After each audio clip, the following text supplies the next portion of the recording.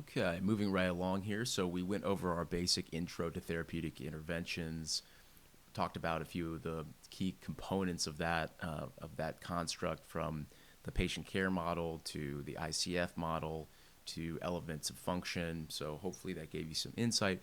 One of the elements of function that we'll talk about here has a bit to do with muscular performance, which is, if you remember our beautiful Venn diagram, is a component of function. So we'll hone in on that because a large part of our work and intervention is going to have to do with manipulation of muscular strength, endurance, through exercise, therapeutic exercise, which we'll talk about a bit later. So here is our rundown for this PowerPoint. For this one in particular, it's important to go back. We talked about some of the anatomy, a bit of the physiology, going back to your A&P, back to your kinesiology, realizing or just being able to recognize, identify the difference and the different elements of slow twitch type 1 muscle fibers versus fast twitch type 2. This should not be new to you guys. You guys know this. Here's another thing: isotonic, isometric, concentric, and eccentric. The differences between types of contractions and examples of each one of those. Under knowing that isokinetics has to do with a velocity of the movement that is held constant regardless of the magnitude of the force applied. So please know those by definition and be able to identify or give examples of what a contraction of each category would look like. Know these definitions, right? Know the difference between muscular strength, muscular work, and muscular power, right? So there's a few key constructs. We're thinking of our 1 rep max here. Strength of the muscle is the ability of the muscle to generate force, but can also be defined as the maximum force generated by a single muscle or group of muscles, which relates to 1 rep max because we're asking the muscle to generate maximum strength for basically one effort.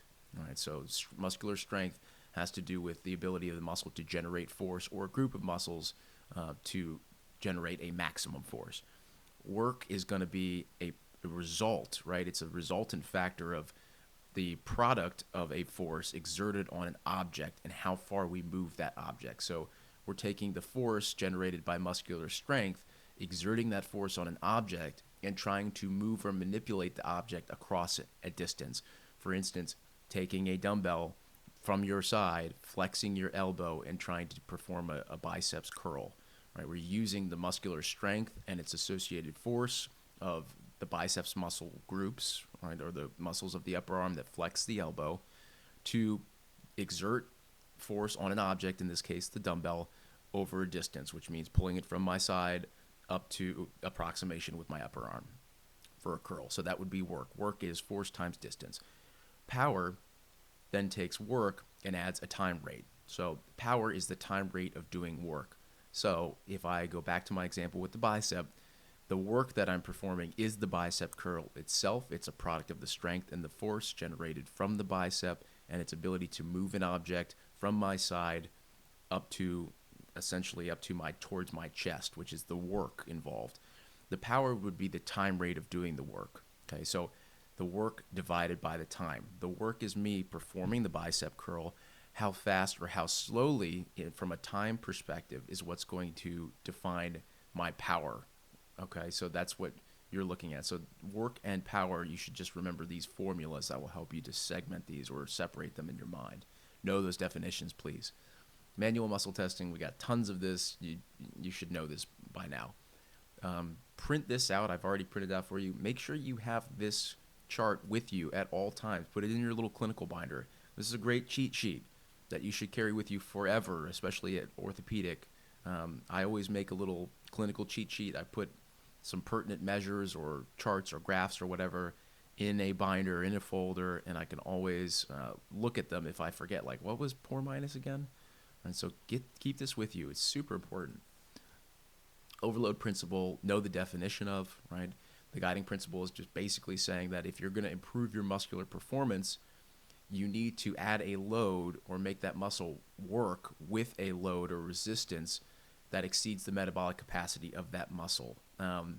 So in order to, going back to our work, in order to increase the strength of a muscle or the available maximum force of a muscle, you have to continuously increase or challenge the muscle metabolically by adding a load and performing work that's at a higher level of the available metabolic capacity at the time.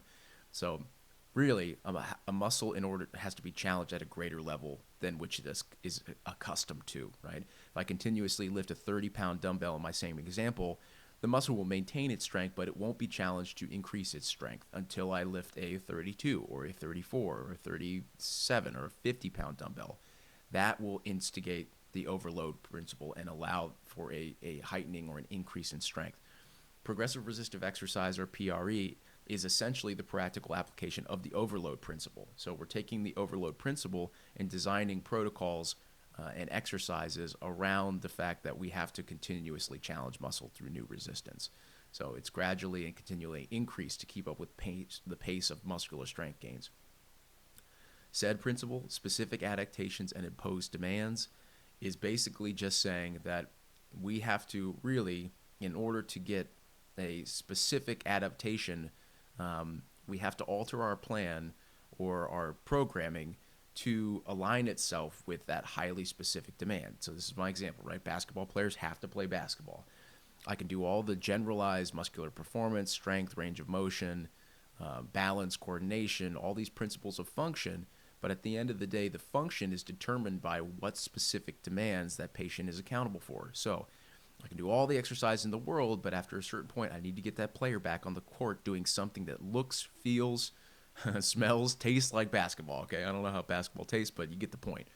Okay, so please know all those definitions. Those will be important. DOMS is delayed onset muscle soreness. Understand the definition of DOMS and how it would present in a patient.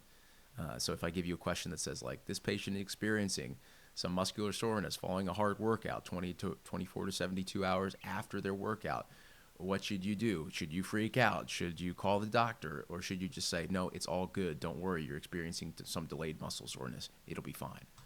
All right. You know that you need to have a firm grasp on these therapeutic exercise parameters. So I won't go through them one by one, but understand that in the development of our progressive resistive exercise program, or a TheraX program, we're going to have parameters that we can manipulate in order to vary the elements of function that we discussed, right? So these are fundamental elements listed here: frequency, intensity, duration, resistance level, types of resistance, muscular contraction type, sets, reps, how long the rest breaks are, how much effort's being performed, the order of the exercises, okay? So all those things, please know all of these components, understand the factor, what's involved in each one, and how they can be manipulated from a patient treatment standpoint, and knowing that the essence of any sound progressive resistive program is to successfully design, which your PT will help you initially, and then implement a tailored combination of those paradigms in a very purposeful way tied to function and goals in order to both achieve short-term and long-term goals, but also avoid further injury. And that includes education as well. So that's the big one. Everybody knows these, right? Have a healthy working knowledge of how you can use the components in the gym and the equipment that we can find in the gym. You may have, some places will have everything under the sun, some won't. Your ability to be able to paint on that canvas using what you have is going to define you in certain ways as a therapist. Periodization, no just basic definition, but it's a programming technique that you're all used to. You've seen in gyms where we are sort of setting forth a predictable pattern of volume, intensity, rest periods. Right? So do this many sets, do this many reps, take this break, right? You've seen it in almost every fundamental gym-based workout from a physical training standpoint.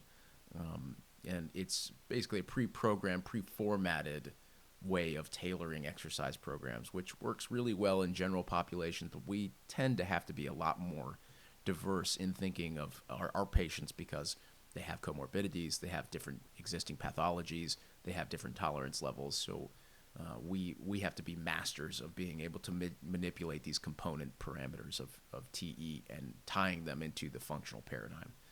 All right, there's plyometrics. This is just intense power generating exercises.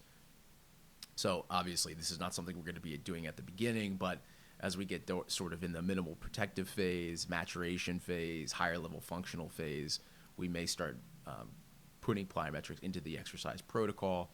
Same deal where we may start with open chain, freely moving exercises initially. We probably want to work towards, particularly if we're talking about lower extremity work, closed chain work, because in the lower extremity, closed chain work tends to be more functional. In the upper extremity, open chain work tends to be more functional. And like you guys know, broken record, it's all about function. Not only is it all about just creating the exercise performance paradigm, but we have to challenge the muscular and cardiovascular components of that paradigm. So it's great that we're increasing the strength and the general development or hypertrophy of a muscular system, and the range of motion associated with. But these exercises in the real world in ADL land don't just happen in a 1 or 2 time repetition outset, right? So your output is never going to be like, oh, you did 30 reps, now you're good. You're going to have to train these people to perform prolonged tasks, both aerobically from a cardiovascular standpoint and muscularly from an endurance standpoint.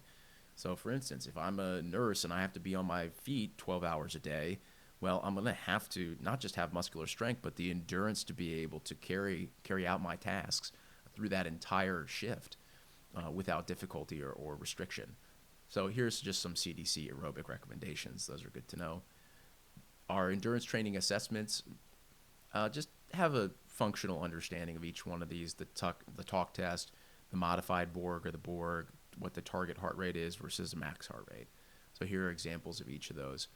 These are fairly self-evident. I think everyone's used to these. Continuous cardiovascular training versus discontinuous, also known mostly as interval training. Know the differences between those two. So not much really to write home about with this one. A bit more in terms of your quiz, knowing types of endurance training, understanding the definitions of endurance, muscular versus cardiovascular. You guys should know the difference between open chain and closed chain. You don't really have to know plyometrics. Periodization from a definition standpoint. Have a working understanding of what's available in the gym equipment-wise. What is progressive resistive exercise, and what are the components of the parameters of TE or therapeutic exercise? How do we use them? What's DOMS? What's the SAID principle? What's the overload principle? And the definitions of muscular strength versus work versus power. Contraction types, and a throwback to the muscle fibers. That's pretty much it. In terms of your quiz, those are the highlights.